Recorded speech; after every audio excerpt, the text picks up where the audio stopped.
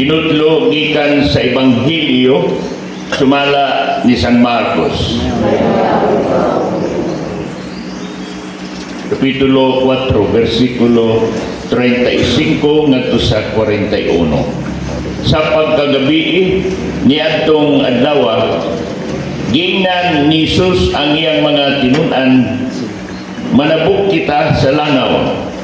Busa gibiyaan nila ang panon sa katawhan o ang mga tinun-an misakay sa sakayan nga gisakyan ni Jesus o siya gidalan nila. May ubang mga sakayan usab didto. Unya mihuros ang kusog nga hangin o hisabwan ang sakayan sa balod o hapit mapuno sa tubig ang sakayan. Apan natulog si Jesus nga nagunlan dito dapit sa uling. Gipukaw siya sa mga tinun-an nga nag-ingon, magtutudlo, wala ka ba mabalaka nga hapit naman kita malunod? Mibangon si Jesus og iyang gipahunong ang hangin o ang mga balod iyang giingnan hunong o mihunong ang hangin o mibanos ang kalinaw. Unya mingon si Jesus kanila, nganong nalisang man kamo, wala pa kamo pagsalig? Apan nalisan sila o nagpangutan anay, kinsa man kining tawhana nga bisan gani ang hangin o ang mga balod mutuman man kaniya. Mga kaigsunan, ang Ebanghelyo sa Ginoo.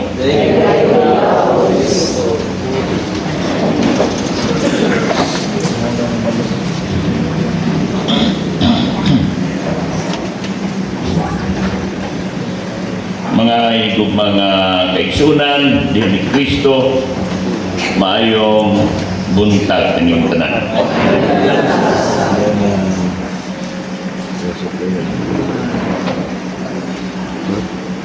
Nganong nalisang man kamo, wala ba kamoy pagsalig? Ang mga pulong sa Ginoo ngadto sa mga tinun-an nga nalisang tungod sa kusog nga hangin o dagko nga mga balod nga haros lamyon na ang ilang sakayan sakyan. Apan si Kristo malinawon na natulog dito sa ulin. Mga kaigsunan ko diyan ni Kristo, kining mga pulong sa Ginoo pangutana ngadto sa mga tinun-an kaniwala diha sa kuyaw nga kahimtang nila kay kusog man ang hangin o dagko ang mga balod nga mohapak sa sakayan nga haros lamyon ng sakayan sa tubig. Mga pulong sa Ginoo ngadto sa mga tinunan, kaya ang mga tinunan nangahadlok man nganong nalisang man kamo, wala ba kamo pagsalig. Brothers and sisters, kini nga mga pulong pangutana si Ginoo ngadto sa mga tinunan nining sitwasyon naga abot gihapon kini nganhi kanato, naga ingon pa naga alingaw-ngaw gihapon nganhi kanato karong panahon na. Kay tinuod diya sa atong kinabuhi maibutan kita sometimes sa sitwasyon nga na ay maingon nato kusog nga unos sa atong kinabuhi, dagko nga balod moabot diha sa atong kinabuhi. Dunay mga pamilya, broken families, dili magkasinabtanay ang magtiayon nga susama nga murag wa nagay rason o higayon nga magkabalik ang magtiayon, mahiusa pagbalik ang pamilya. Kaluoy ang mga kabataan dili makaeskwela,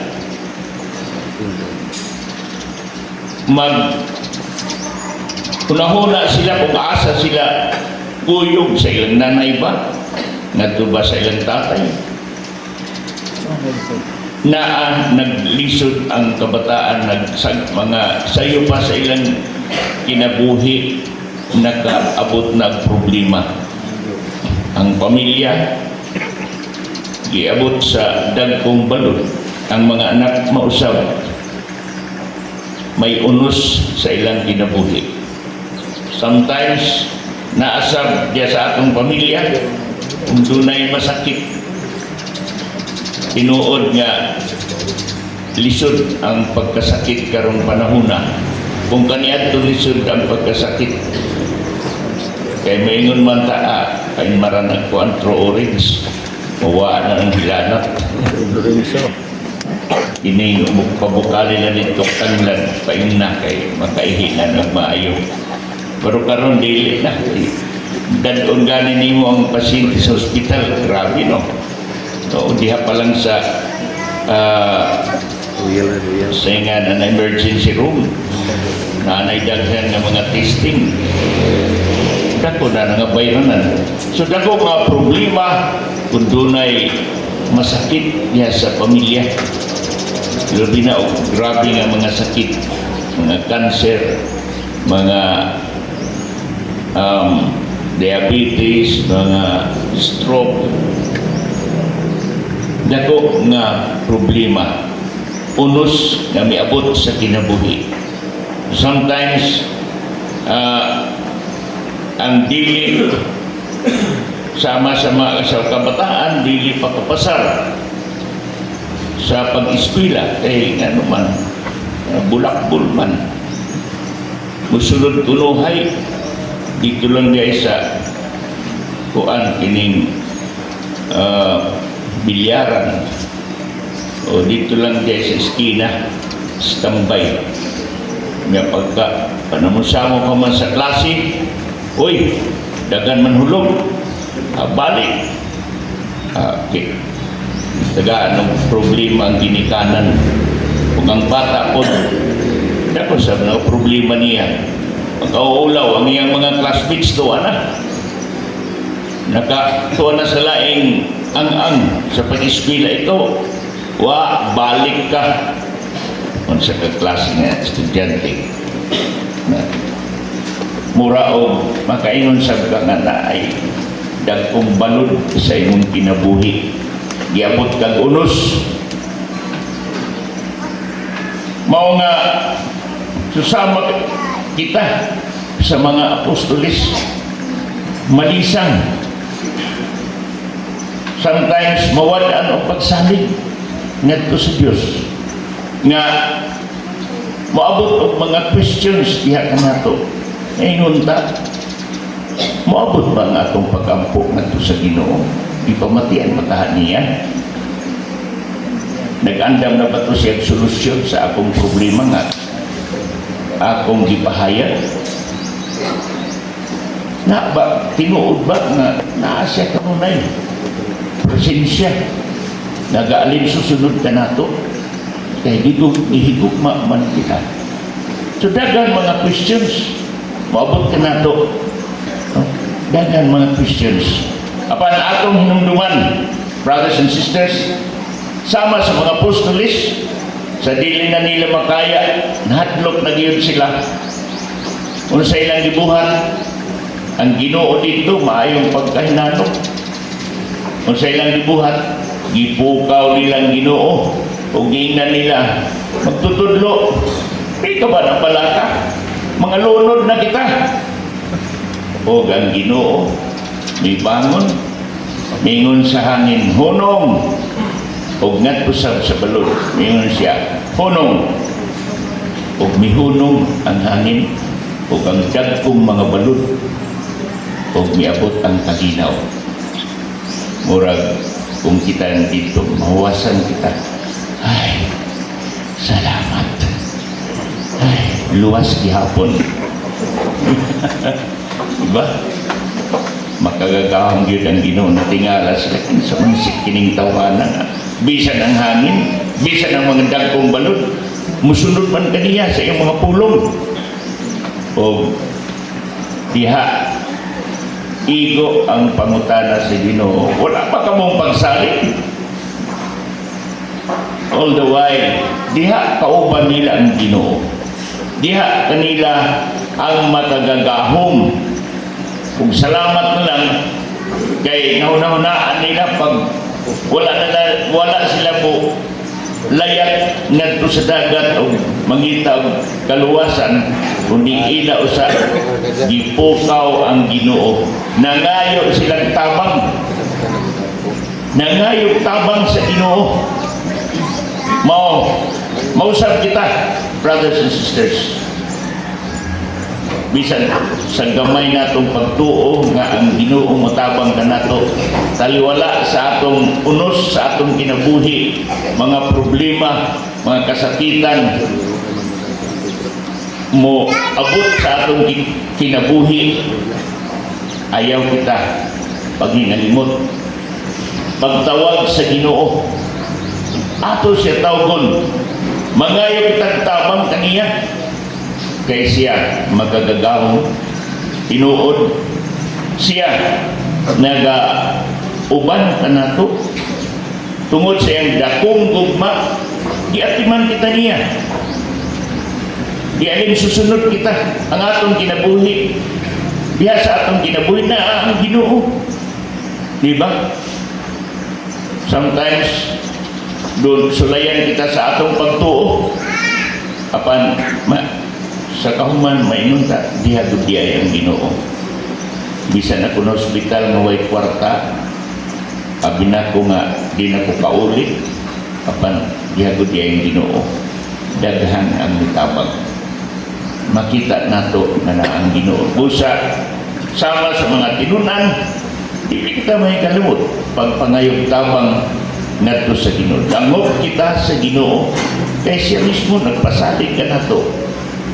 Pangayo kay tagaan, pangita kay makakaplag kamo, tuktok kay ablihan ang pultahan alang kaninyo.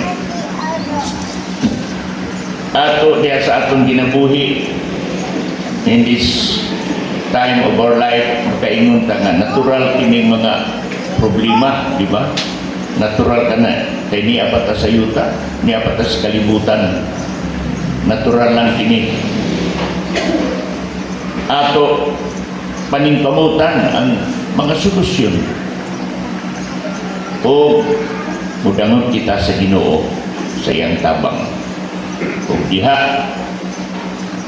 nga ato siya gitawag nangaliw po kita kaniya, malauman nato ang tabang, ang solusyon sa atong problema o ang kahayag diya sa atong paglalaktan sa atong kinabuhi. Paligunon nato ang atong pagtuo ngadto sa Ginoo. Sa ingon sa Ginoo, wala pa ka mo'y pagsalig. Busa, brothers and sisters, karon ato palandungon, no? Sa panahon nga dunay mga unos sa atong kinabuhi, unsa kalaw mga atong pagtuo, nagsalig ba kita sa Ginoo? May tawag ba kita kaniya?